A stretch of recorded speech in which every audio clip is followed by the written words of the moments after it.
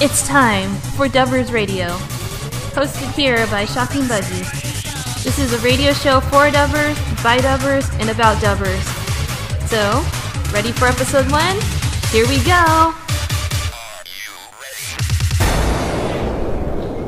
Hey everybody, and welcome to episode 1 of Dubbers Radio. Yeah! Oh my god, you guys have no idea how excited I am to be doing this. I mean, I've been wanting to do my own radio show program for ever. Yes, ever. Anyway, this show was inspired by Yo Project Radio over at yoproject.net. It's their own radio program where they feature dubs that go on that forum. So, I thought, why not bring it over to YouTube? I'm going to put some links on the side for you guys to check out their work as well as their forum over there. But, the only thing is that their radio show programs are an hour and I get 10 minutes. Thank you, YouTube. But that's okay. I wanted to keep this short anyway, so that way, if I get too long and boring, because I tend to talk a lot, you don't have to, suffer through a whole bunch of that. Anyway, I am Shocking Buggy.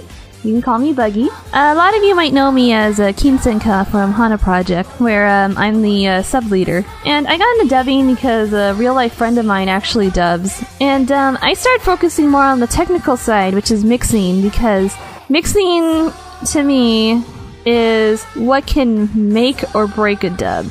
Really, good vocals can help a dub. I call it the short program equivalent, because I used to be a figure skater. Well, in figure skating, if you do a really good short program, it could set you up to win a competition, but it won't guarantee you a win. For example, you could have good vocals, but it won't guarantee that you're going to have a great dub. You need the mixing to carry you the rest of the way. So, anyway, let's go on to the main topic. Yay!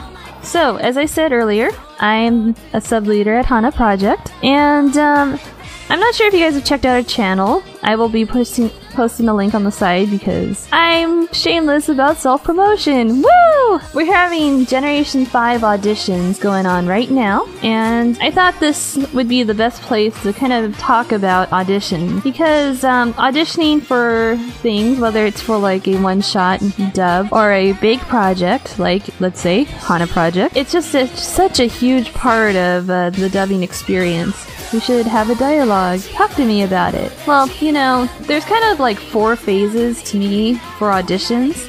You have before the audition, the prep work, your actual audition, waiting for the results, and then when you finally get the results. So here's my take on what you should do before you audition. First of all, oh my god, I cannot stress this enough. Read the directions. I know that some of us type paragraphs and paragraphs, but we're not really typing this for our health. Well, I guess it kind of, if you're thinking about it, because it makes our life as judges easier. So, it's only in your best interest to read the instructions thoroughly and follow the directions. So then, you got your instructions, you're reading it. Next step is picking your song. Now, this can vary for each audition, but certain general guidelines are good to follow, such as you do want to probably pick the hardest song that you can do. Note that I said the hardest you can do, because sometimes just having a nice sounding clean dub goes a long way. If you try something really hard and you miss notes everywhere, then that doesn't look so good, so it's something to think about when you're trying to come up with a song. 2, you really want to pick a song that fits your voice. For example, if you're listening to me, I have a cute voice. So, I am not gonna go out there and sing I don't know, Kanashimi Twilight, because I definitely won't sound as good as me singing, let's say, Namida ga tomaranai Hokago. Also, I wanted to talk a bit about vocal imitations, because that's one of those things that kind of vary between project to project. Because, when people try to vocal imitate, they kind of force their voices to do something that's not really natural for them. For example, if I wanted to sound let's say I would be kind of forcing myself to talk like this, or to sing like this, and this is just not natural for me. So, And you know what? It won't even sound good because I don't have the vocal control to be constantly singing like this. Or if you have kind of like a nice rich tone, you don't want to be singing up through your nose like this. No one sounds good when they're singing through their nose like this. Not even Koharu or Sayumi. Also, you know, it'd be awesome if you have a Koharu to sound like a Koharu.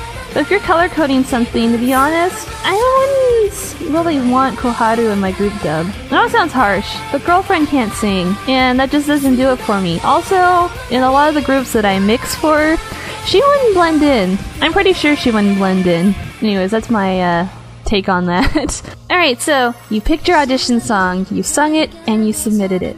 So now it's probably the most torturous process of the entire audition. The waiting. Here's some things that you should not do. First of all, if you don't talk to us before the audition, sure as heck do not contact us during the audition. And even more so, don't contact us during the audition to ask us about the auditions. Well, one, that's like cheating. No one likes a cheater. Don't do it. You can do stuff like if you have a question, possibly PM the project account, but don't like go after us individually. We like to talk to people, but during auditions, we're going to be hypersensitive that people are only talking to us because we are judges at the audition. And when we start getting that feeling and we get to your audition, it's not going to put a very good thought about you in our head. I know that karaoke singing shouldn't be more than just how you sing, but the truth is that it kinda is. When you're doing a big project, like let's say Hana project, you also have to think about how people would fit in like with their personalities, because dubbing kinda brings drama. I mean, like, raise your hand if you've experienced dubbing drama. I sure have. No one really likes the person who sucks up to the teacher. No one likes the teacher's pet. So don't, like, IM us to one suck up to us, because during auditions, we find that as like, ugh, gives us like an icky feeling all over. So now, finally, after all that waiting, auditions are closed and the results have been posted. If you're in it, you know, that's pretty easy to deal with. The hard part is dealing with rejection. And rejection, I have to say, as corny as it sounds, is just part of life. In the big scheme of things, don't really stress about being rejected from a dubbing group. It's just internet singing. I would probably save the outrage for being rejected from schools or jobs. You have to think of it in the big scheme of things. Well, let's say you did get rejected. Probably the best thing to do is, if the project leader offers it, ask for a critique, because it really kind of shows us that you want to get better, you want to improve to get in. At the same time, please don't PM us saying like, well, why didn't I get in? I am better than so-and-so when you said that they got in, and all my friends tell me that so-and-so isn't better than me. I kid you not, this actually happened. So, it just comes down to attitude. That's all I have to really say about auditions, but I'd like to hear from you guys what you guys think.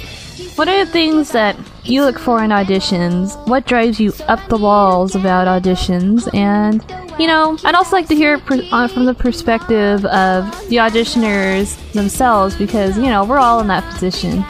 I haven't really talked that much because I only have 10 minutes to talk about it, so post in your comments if you have an opinion about this. Yeah, let's move on to the critique.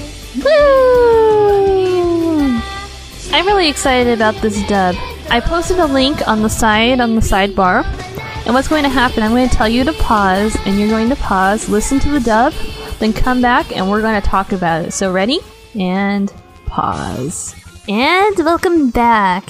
Alright, so I wanted to first talk a little bit about this group. Yamabuki is part of Hana Project. I'm really impressed the way that this group kind of came together, and also on the quality of the mixing, because I can tell you, I'm the mixer for the Morning Musume counterpart in Hana Project called Junrun, and I have to tell you, those dubs have so much pressure on them. A lot of people have really high expectations. You try to do dubs like this. I really think that Kiri did a really good job. Now, vocally, everyone was amazing. Oh my god.